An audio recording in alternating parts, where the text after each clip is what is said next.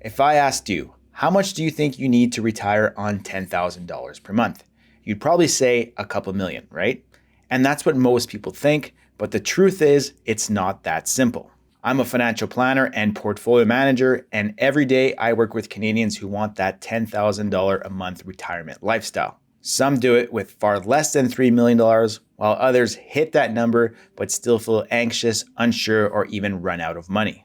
So in this video, I'm going to show you what it really takes to retire on $10,000 per month in Canada, the strategies that make that kind of income sustainable, and the 3 biggest traps that quietly sabotage retirement and how to avoid them. Let's get into it.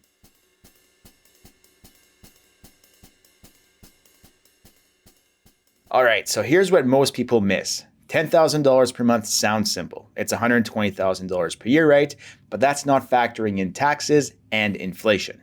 So let's say that you're 60 years old, retiring today, and you'd like to maintain a lifestyle of $10,000 per month for the next 25 years. If we assume that inflation is 2.5%, and it could very well be higher than this, then in 25 years, you're going to need $19,000 to buy the same amount of stuff that $10,000 buys you today. If you're ignoring inflation, then you're not really planning for a $120,000 a year lifestyle. You're planning for a significantly lesser retirement down the road. So always plan your retirement income in today's dollars, then adjust your investment returns and withdrawal strategy for inflation and taxes. And finally, you have to estimate your after-tax income needs because that's what you actually get to spend.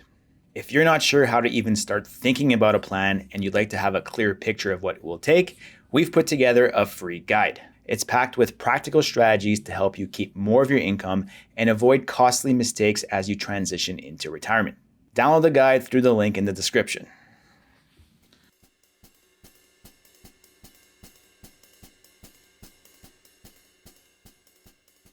Most Canadians will default to a $3 million target. And for some of you, that might be right. And for others, that might be way off. Let's unpack that. You might already be familiar with the 4% rule.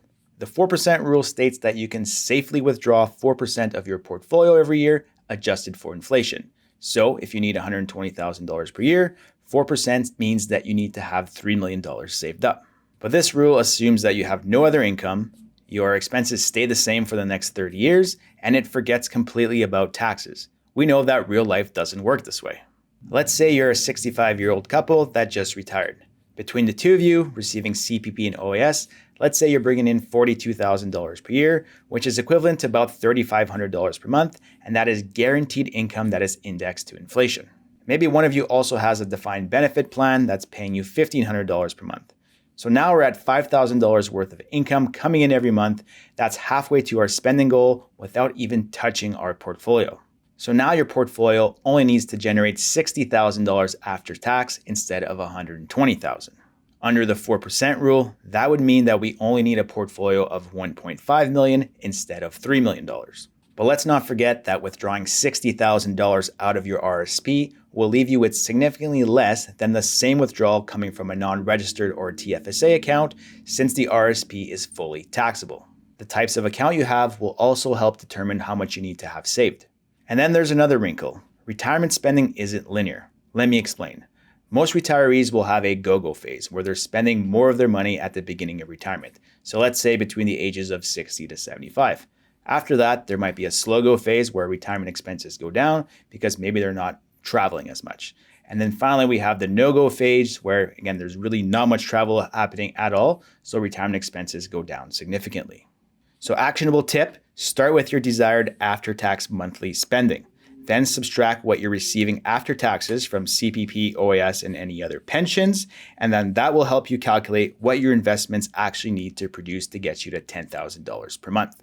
And you might find out that you're a lot closer than you think. But here's where you need to get specific and find out where you're actually going to be receiving income in retirement, because where that income comes from will lead to drastically different tax consequences.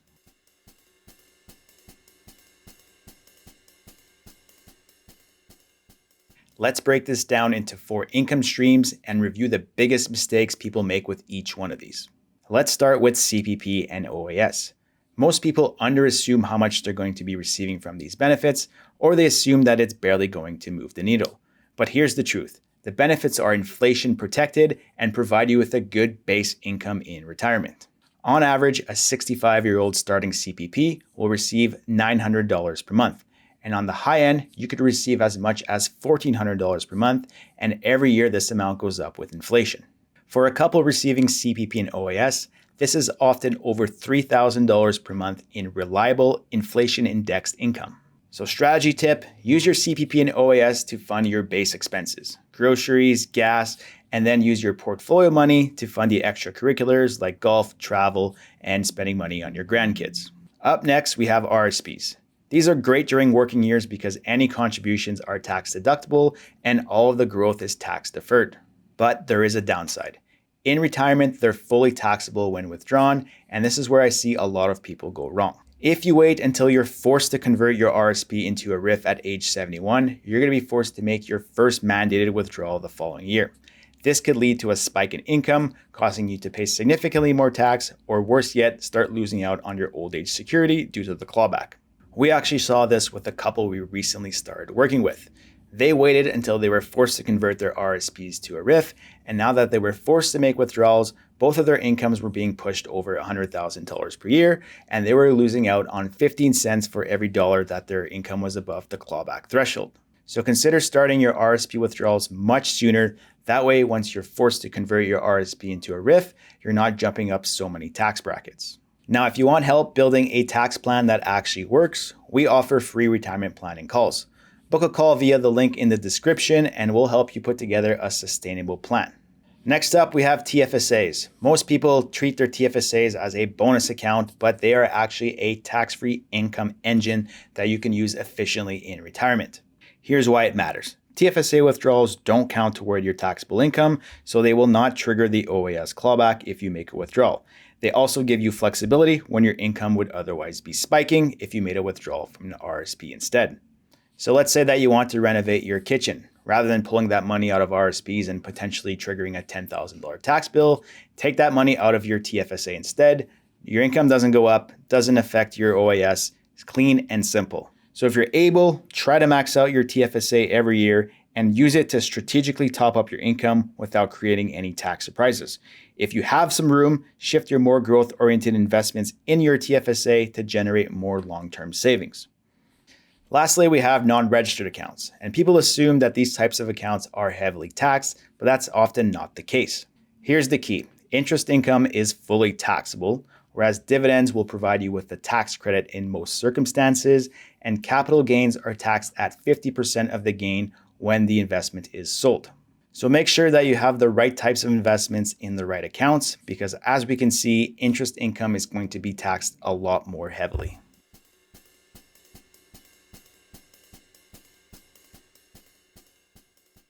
Okay, now let's tackle the biggest myth in retirement. And if I received $1 every time I heard one of my clients say, I'll be in a lower tax bracket when I'm retired, I would be retired comfortably myself today. More often than not, the exact opposite is true. Let's look at two retirees with identical lifestyles. They each want to spend $90,000 per year.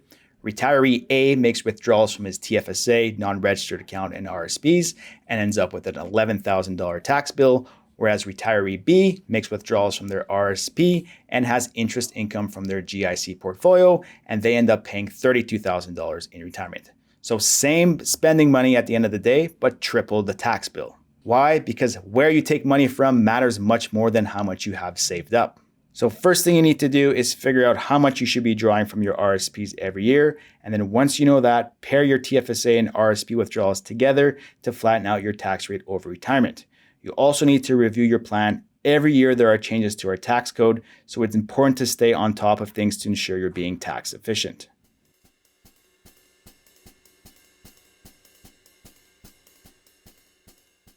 Okay, now here's one of the biggest mistakes I see newly retired people make. They still invest as if they were 40 years old, or they swing the other way and go ultra conservative. Neither approach works in retirement. Your portfolio has two jobs. It needs to fight off inflation, and it needs to provide you with income in retirement. We recently worked with a couple in their early 60s who had a portfolio consisting of 90% equities. This was a great strategy in their accumulation years, but now that they were entering the decumulation stage of life, they were worried about market volatility. So we switched to a bucketing approach. Here's what it looked like when we broke it down for them. Bucket 1 was for the first 2 years of retirement, which we kept in cash. Bucket 2 was for years 3 to 5 of retirement, which we invested in bonds or dividend-paying stocks. And then finally, Bucket 3 was for their long-term growth investments. And this worked wonders for them. They knew that their income was going to be covered off for the next 5 years, no matter what markets did, and they could still participate in the long-term growth. But most importantly, it gave them peace of mind. So set aside 1 to 2 years worth of cash to cover off your short-term spending needs, then layer in 3 to 5 years of fixed income investments that are not tied to the market, and then lastly, let the rest of your portfolio grow over the long haul. So now you know what it takes to live off $10,000 per month in retirement and how to make it last. But even the best plan can fall apart if you're making this one costly mistake. It's something we see all the time and can drain thousands out of your portfolio without you even noticing. Watch this next video to make sure that your plan isn't leaking money where it shouldn't.